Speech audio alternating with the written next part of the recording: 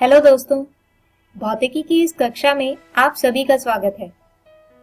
दोस्तों, आज के हमारे इस वीडियो में हम अध्याय 4 गतिमान आवेश और चुंबकत्व का तीसरा भाग समझेंगे और इस भाग में हम बात करेंगे बायो-सावर्ट नियम की, जिसके बाद देखेंगे उसके कुछ अनुप्रयोग।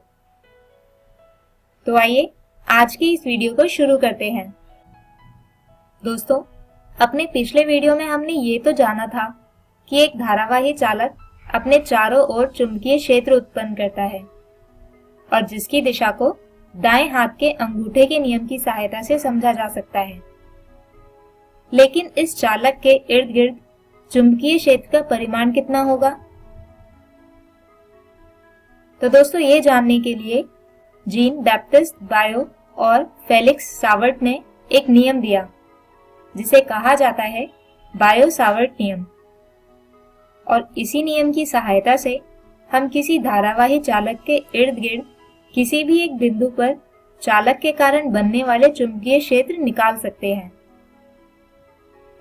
तो आइए जानते हैं कि ये नियम आखिर कहता क्या है। तो दोस्तों, इस नियम के अनुसार चालक के इर्द गिर्द किसी भी एक बिंदु पर चालक में प्रवाहित होने वाली धारा के कारण बनने वाले चुंबकीय क्षेत्र विद्युत धारा के आनुपातिक होता है, यानी कि dB आनुपातिक है I के। इसके अतिरिक्त चालक के अति अल्प अवयव के आनुपातिक होता है, यानी dB आनुपातिक है एक अति अल्प अवयव dL के, जिसे यहाँ इस लाल रंग से दर्शाया गया है।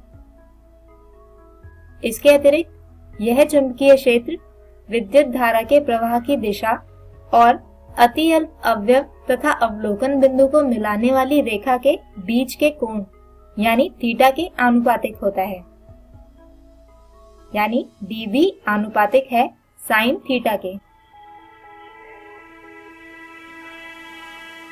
और अंत में अति अल्प अवयव तथा अवलोकन बिंदु के बीच की दूरी यानी r के व्युत्क्रमानुपाती होता है, यानी dB आनुपातिक है 1/r⁴ के।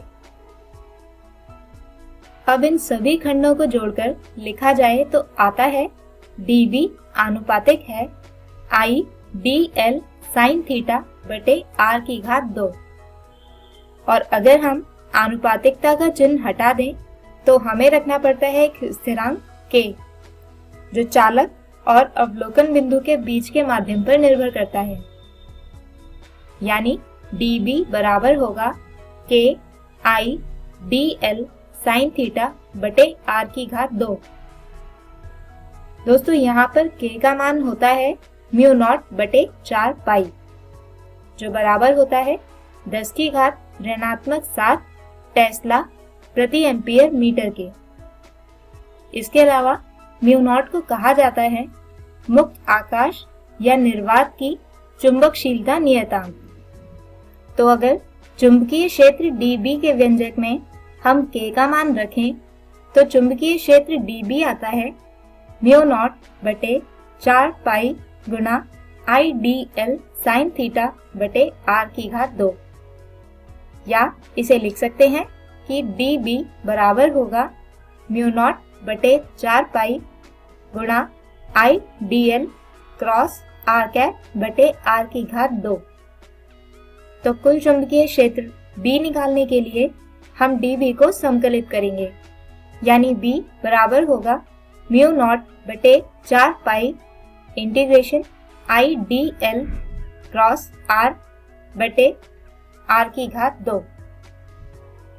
आइए अब समझते हैं बायो-सावर्ट नियम के कुछ अनुप्रयोग, यानी कि इस नियम की सहायता से ज्ञात करते हैं चुंबकीय क्षेत्र। सबसे पहले किसी एक वृत्ताकार पाश के केंद्र पर। तो दोस्तों, यहाँ आप इस चित्र में देख सकते हैं कि एक वृत्ताकार पाश जिसका केंद्र O है और जिसकी त्रिज्या है 1। इस पाश में एक विद्युत धारा I बाईं से दाईं ओर प्रवाहित होती है। तो इस पाश पर एक छोटे से अवयव dL की वजह से केंद्र पर बनने वाला चुंबकीय क्षेत्र होगा dB। अब अगर इस छोटे से अवयव के लिए हम ध्यान दें तो हम देखेंगे कि त्रिज्या सदिश जो परासी है और dl सदिश जो पाश के किसी भी बिंदु पर एक तिर्यक की दिशा में होगा, और ये दोनों ही सदिश यानी कि dl और r एक दूसरे के लंबवत होंगे, यानी कि dl क्रॉस r बराबर होगा dl के। इसका मतलब db आएगा म्यू नॉट बटे 4 पाई I dl बटे a की घात 2। अब अगर पूरे पाश की वजह से केंद्र पर बनने वाला चुंबकीय क्षेत्र निकालने के लिए हमें इस व्यंजक को पूरे वृत्त के लिए समकलित करना होगा, यानी कि b बराबर होगा इंटीग्रेशन म्यू नॉट बटे 4 पाई I dl बटे a की घात 2, और यहाँ पर बचेगा म्यू नॉट बटे 4 पाई I बटे a की घात 2 इंटीग्रेशन dl। तो दोस्तों यहाँ पर dl को संकलित कर प्राप्त होगी वृत्त की परिधि, यानी कि b आएगा म्यू नॉट बटे 4 पाई I बटे a की घात 2 गुणा 2 पाई a, जिसे हल करने पर b आता है म्यू नॉट I बटे 2a। आइए अब दूसरा अनुप्रयोग देखते हैं, जिसमें हमें किसी विद्युत धारावाही वृत्ताकार पाश के अक्ष पर चुंबकीय क्षेत्र निकालना है।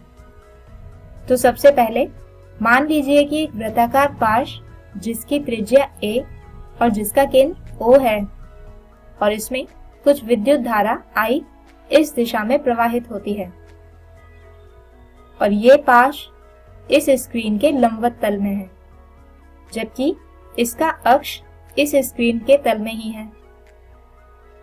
अब मान लीजिए कि इस अक्ष पर केंद्र से x दूरी पर एक बिंदु P है, जहां पर हमें इस पाश की वजह से बनने वाले चुंबकीय क्षेत्र को मापना है। तो ऐसा करने के लिए हम पाश पर कोई अति अल्प अवयव xy मान लेते हैं, जो P से r दूरी पर है, और इस अवयव और बिंदु P के बीच बनने वाला कोण 90 डिग्री का है। अब इस अवयव की वजह से बिंदु P पर बनने वाला चुंबकीय क्षेत्र होगा dB। अब ठीक इसी की जैसे अगर हम एक और अवयव x डैश y डैश माने जो पाश में नीचे की ओर है, तो उस अवयव की वजह से बिंदु P पर बनने वाला चुंबकीय क्षेत्र होगा dB डैश, जो परिमाण में dB के ही बराबर होगा, लेकिन दोनों की दिशा अलग अलग होगी। तो इसके लिए हम इन दोनों चुंबकीय क्षेत्रों को तल के अक्ष की दिशा में लिख लेते हैं। तो दोस्तों ऊर्ध्वाधर अक्ष की दिशा में ये होगा dB cos थीटा, जो एक दूसरे के विपरीत दिशा में होने की वजह से कट जाएंगे, जबकि क्षैतिज अक्ष की दिशा में ये होगा dB sin थीटा, जो समान दिशा में होने के कारण आपस में जुड़ जाएंगे, यानी कि पूरे पाश की वजह से जो चुंबकीय क्षेत्र हमें मिलेगा वो होगा dB sin थीटा। यानी कि कुल चुंबकीय क्षेत्र निकालने के लिए हमें इसे पूरे पाश के लिए समकलित करना होगा, अर्थात B बराबर होगा इंटीग्रेशन dB sin थीटा, यानी कि म्यू नॉट बटे 4 पाई integration I dl sin theta बटे r की घात 2, या B बराबर होगा म्यू नॉट बटे 4 पाई I sin थीटा बटे r की घात 2 इंटीग्रेशन dl। और दोस्तों dl को पूरे पाश के लिए समकलित करें तो वो आएगा इस पाश की परिधि, यानी 2 पाई a। इसका मतलब B होगा म्यू नॉट बटे 4 पाई I sin थीटा बटे r की घात 2 गुणा 2 पाई a। अब अगर हम त्रिभुज OPC में देखें तो sin थीटा आता है a बटे r, यानी कि B आएगा म्यू नॉट बटे 4 पाई I a बटे r की घात 2 r गुणा 2 पाई a, जिसे हल करने पर B आता है म्यू नॉट बटे 4 पाई 2 पाई आई ए की घात 2 बटे आर की घात 3।